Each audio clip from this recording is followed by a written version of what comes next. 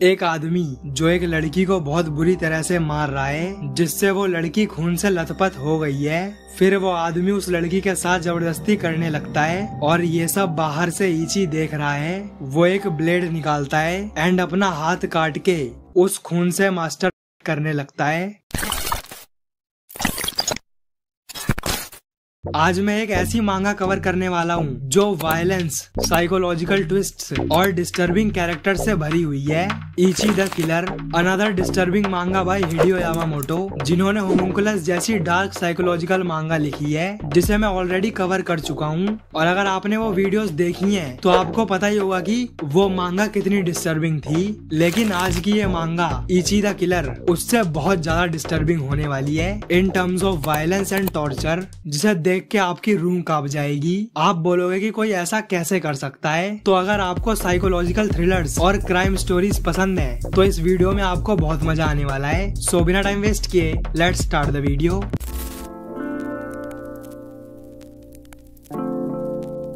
यह कहानी है इची की, जिसका जापानीज में मतलब होता है वन। हाँ, वो नंबर वाला वन। तो यहाँ वो किसी को देख रहा है, लेकिन फिर वो एक किक में उस आदमी को बीच में से काट देता है। अब उसने किस आदमी को मारा ये थोड़ी देर में पता चलेगा। तो यह कहानी है जापान के बड़े बड़े गैंगस्टर्स की, जहाँ बहुत सारी अलग अलग क्लैंस के लोग अपने अपने एरिया को रूल करते हैं। और यही शिंजुकू में पूरे एशिया का सबसे बड़ा रेड लाइट डिस्ट्रिक्ट है, जिसका नाम है काबुकिचो, जहाँ हमेशा याकुजा मौजूद रहते हैं। और यही एक बिल्डिंग में अलग अलग फ्लोर्स पे अलग अलग क्लैंस के याकुजा रहते हैं। एंड इसीलिए इस बिल्डिंग का नाम है याकुजा मैंशन। और इस बिल्डिंग का रूल है कि यहाँ कोई भी किसी दूसरी क्लैन से नहीं लड़ेगा। एंड मैंशन में कभी भी चाहे कुछ भी हो जाए, कोई गोली नहीं चलाएगा।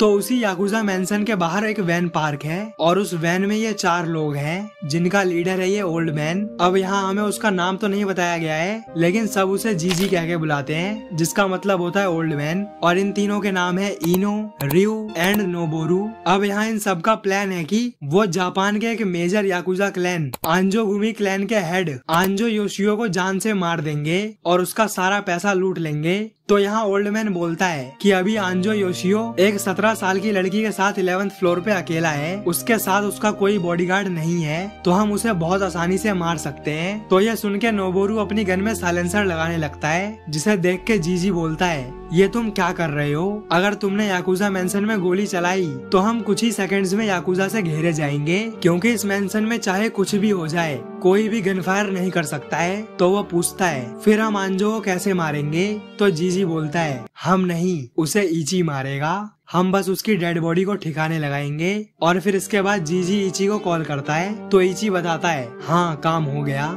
यानी कि जो हमने शुरू में इची को रोते हुए किसी को मारते हुए देखा था, वो कोई और नहीं, आंजोगुमी क्लैन का लीडर आंजो योशियो ही था। तो इची ने ऑलरेडी उसे एक किक में मार दिया है। जीजी पूछता है, क्या तुम फिर से रो रहे हो?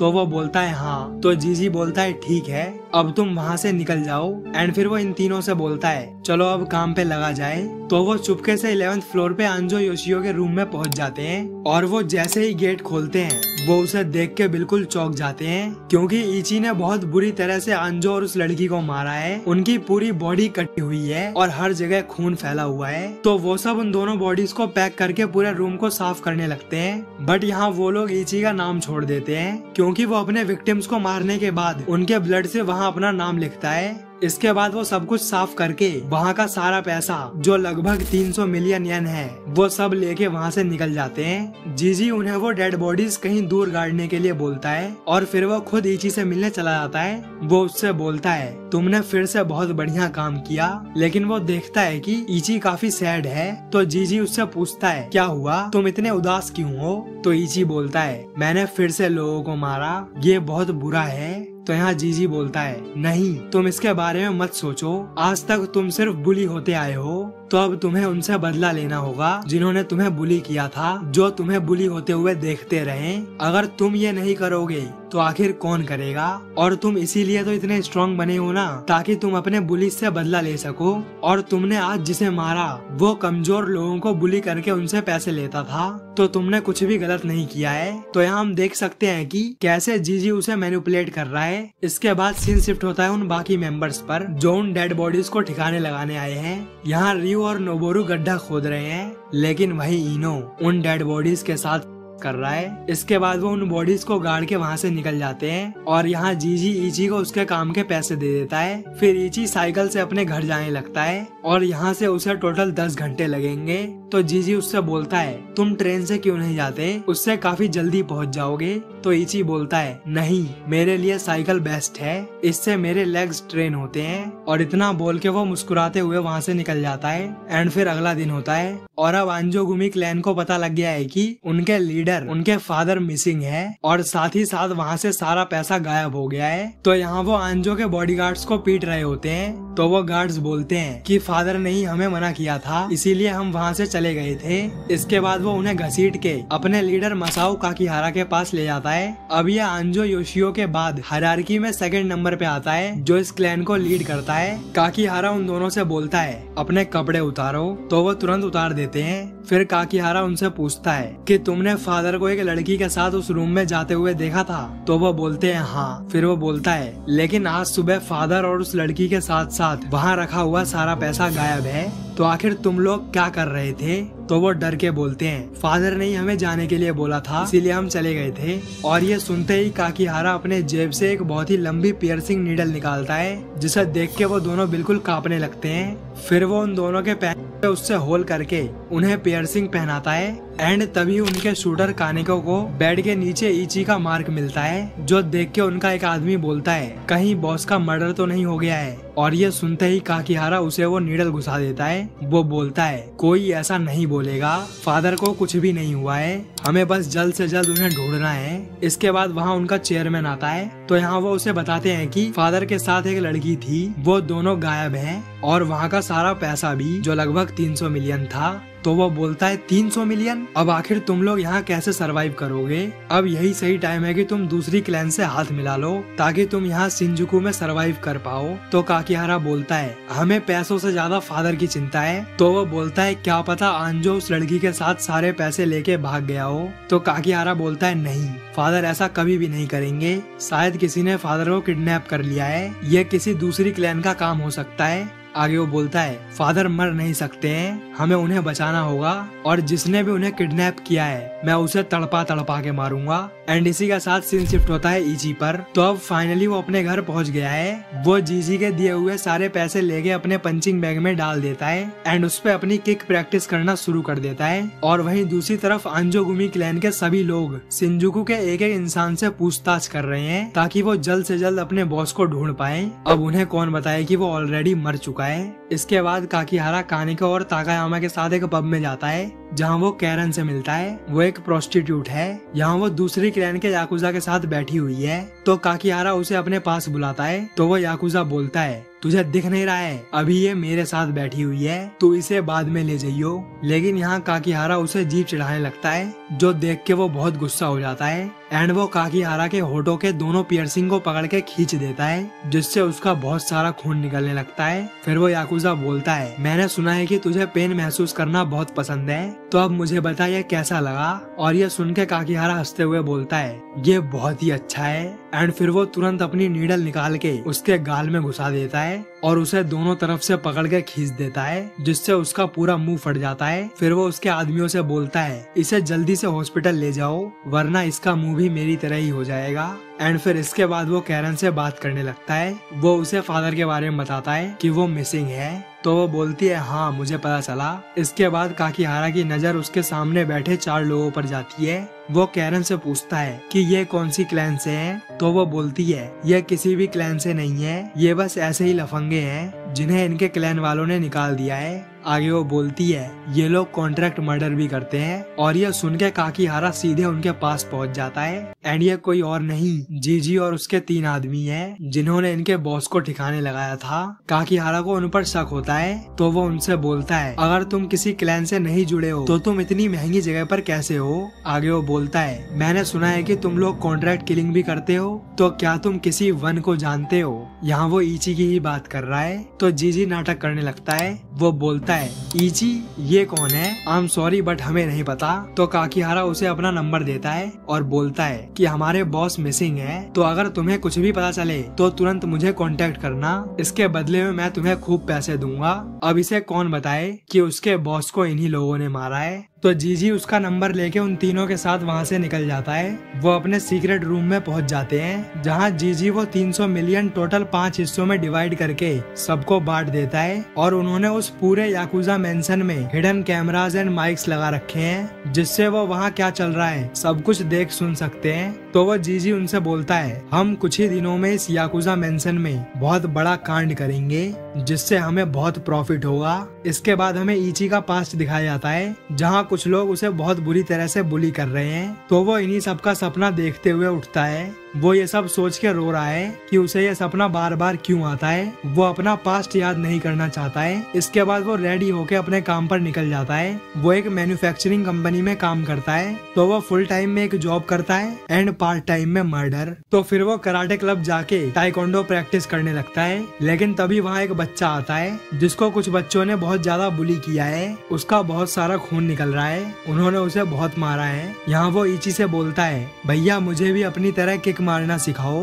मैं भी उन बुलीज को सबक सिखाना चाहता हूँ। तो इची मान जाता है एंड उसे ट्रेन करने लगता है। एंड इसके बाद वो अपनी साइकिल लेके एक रेड लाइट एरिया पहुँच जाता है। यहाँ वो एक लड़की बुक करता है जिसका नाम है शीला। तो उसका एक क्लाइंट उसे बहुत ज्यादा हर्ट करता है, इससे उसे मजा आता है। हम देख सकते हैं कि उसकी पूरी बॉडी पर निशान है। तो वो ये सब इची को बताती है और उसकी बॉडी ऐसी हालत में देख के इची गेट्स हार्ड। जी हाँ, उसे भी इन सब में मजा आता है। और फिर इसके बाद वो सब कुछ करने के बाद वहाँ से निकल जाता है।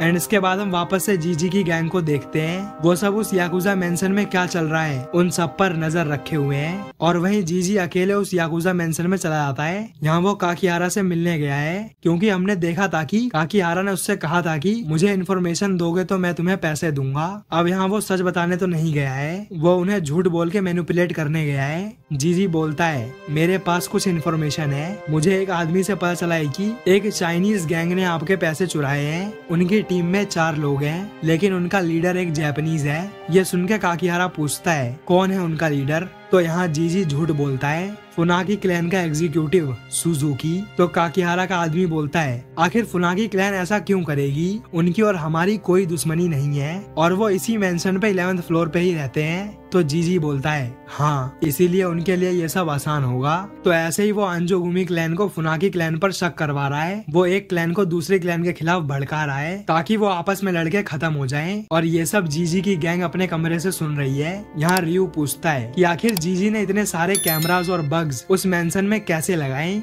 तो इनो बोलता है, वो सब मैंने लगाए हैं, क्योंकि पहले मैं भी अंजोगुमी क्लैन का ही मेंबर था। तो नोबोरू बोलता है, तो जब हम उस दिन पब में थे तो वहाँ काकीहारा और उसकी गैंग ने तुम्हें पहचाना क्यों नहीं? तुम झूठ बोल रहे हो। तो इनो बताता है, ऐसा इसीलिए क्योंकि उनकी क्लैन से निकलने के बाद मैंने प्लास्टिक सर्जरी करवा ली है, इसीलिए वो सब मुझे नहीं पहचान पाए। तो जब मैं 3 साल पहले उस क्लैन का मेंबर था, तभी मैंने वो सारे बग्स प्लांट किए थे। और ये सब सुन के वो सब बोलते हैं कि जीजी करना क्या चाहते हैं? क्या वो इस पूरे मेंशन में जंग छेड़ना चाहते हैं? जी हाँ, उसका कुछ ऐसा ही प्लान है। तभी वो एक क्लैन को दूसरे क्लैन के खिलाफ भड़का रहा है। तो जीजी की बात सुनने के बाद काकीहारा डिसाइड करता है कि वो सुजुकी को पकड़ के उससे अपने बॉस का पता लगाएगा। तो वो गाड़ी लेके सीधा सुजुकी को पकड़ने पहुंच जाते हैं। वो उसे किडनैप करके ले आते हैं एंड फिर काकीहारा उसकी पूरी बॉडी में हुक्स लगा के उसे टांग देता है। और ये देख के हम सिर्फ इमेजिन ही कर सकते हैं कि सुजुकी को कितना दर्द हो रहा होगा।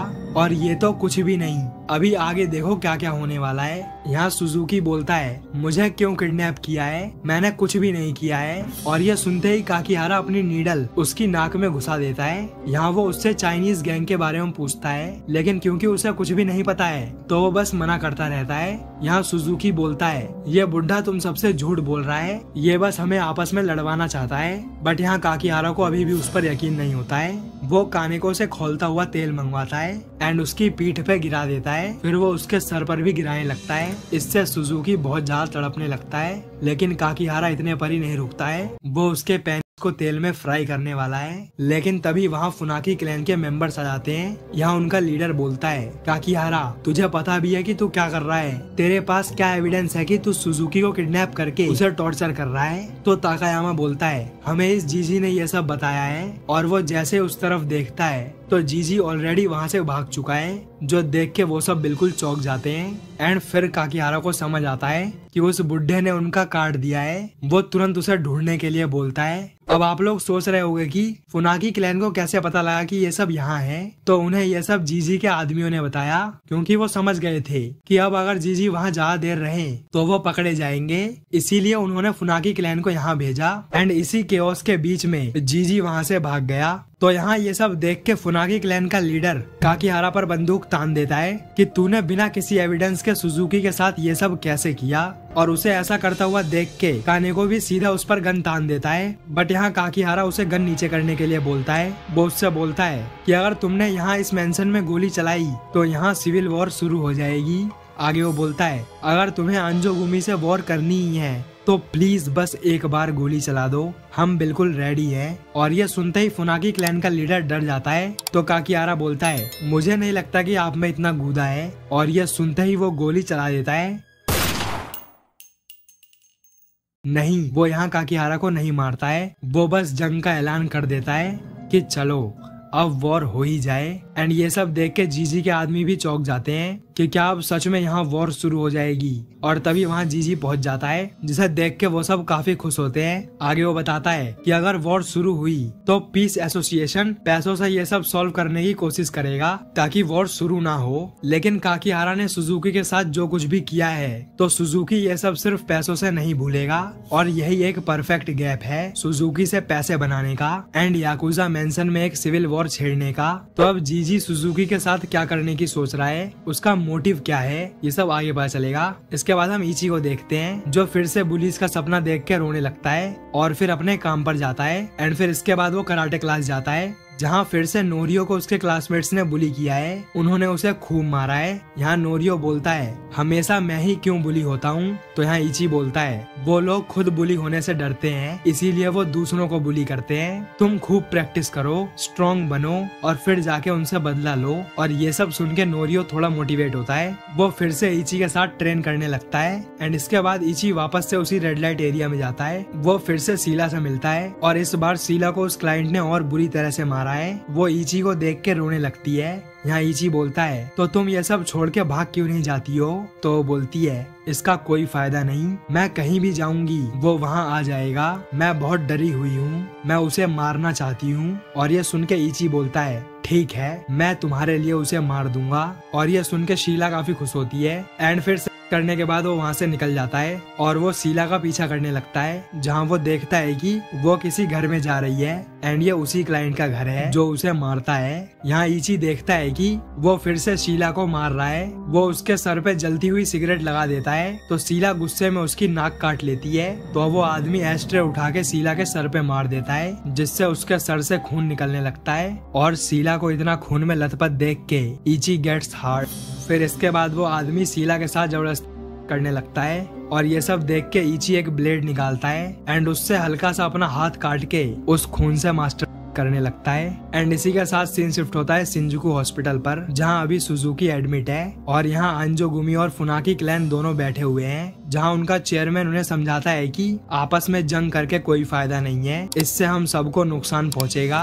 फिर वो फुनाकी क्लैन के लीडर से बोलता है, तुमने मेंशन में गोली क्यों चलाई। तो वो बोलता है, सर पहले काकीहारा ने ही सुजुकी को टॉर्चर किया, इसीलिए मैंने ऐसा किया। तो चेयरमैन काकीहारा से कंपनसेट करने के लिए बोलता है। तो काकीहारा बोलता है, हमारी साइड से कोई कंपनसेशन की बात नहीं होगी, अब हम ये वॉर से ही सेटल करेंगे। बट यहाँ चेयरमैन उससे बोलता है, काकीहारा हर चीज की एक लिमिट होती है, तुम फुनाकी क्लैन को पैसे दो और ये सब पीस से सेटल करो। तो वो बोलता है, हमारे 300 मिलियन चोरी हो गए हैं और अब सिर्फ हमारे पास पूरा वीडियोस का बिजनेस है, और अगर वो भी हमने इन्हें दे दिया तो हमारी पूरी क्लैन सड़क पर आ जाएगी। फिर आगे वो बोलता है, मुझे एक एग्जैक्ट पनिशमेंट लेने दो, मैं अपनी जीभ काट के दूंगा। और इतना बोल के वो अपनी जीभ काट देता है। तो सुजुकी बोलता है, काकीहारा सिर्फ इतने से कुछ नहीं होगा, मैं तुझे जान से मारूंगा। एंड इसके बाद वो लोग वहाँ से निकल जाते हैं। अंजोगुमी वापस से याकुजा मेंशन में पहुँच जाते हैं। यहाँ काकीहारा सबसे बोलता है, उस बुढ़े और उसके साथ के 3 आदमियों को किसी भी हाल में ढूंढो, वो यही शिंजुकू में ही है। और याद रखना, उन्हें जिंदा पकड़ना है, क्योंकि उन्हें ही पता है कि फादर और 300 मिलियन कहाँ है। वो जीजी कुछ बहुत ही बड़ा करने का सोच रहा है, और वो क्या है मैं वो सब उससे उगलवाऊंगा। एंड इसी के साथ इस वीडियो को यहीं पे रैप अप करते हैं। तो अब काकीहारा ने अपनी पूरी अंजोगुमी क्लैन को जीजी और उसके 3 साथियों के पीछे लगा दिया है। और आखिर इची अपना मेन कैरेक्टर इतना फक्ड अप क्यों है, वो जीजी के कहने पर ये सब क्यों कर रहा है, और आखिर उस जीजी का प्लान क्या है, ये सब आपको नेक्स्ट पार्ट में पता चलेगा। तो अगला पार्ट देखने के लिए नीचे कमेंट करना नेक्स्ट पार्ट। और हाँ, मुझे पता है कि आप लोग गुड नाइट पुनपुन के नेक्स्ट पार्ट का वेट कर रहे हो, तो उन वीडियोस पे ऑलरेडी काम चालू है। अब गुड नाइट पुनपुन के आगे के पार्ट्स बैक टू बैक आएंगे। तो अगर आपको ये वीडियो अच्छी लगी हो तो इस वीडियो को लाइक और चैनल को सब्सक्राइब जरूर करें। So thanks for watching this video. मिलते हैं नेक्स्ट वीडियो में।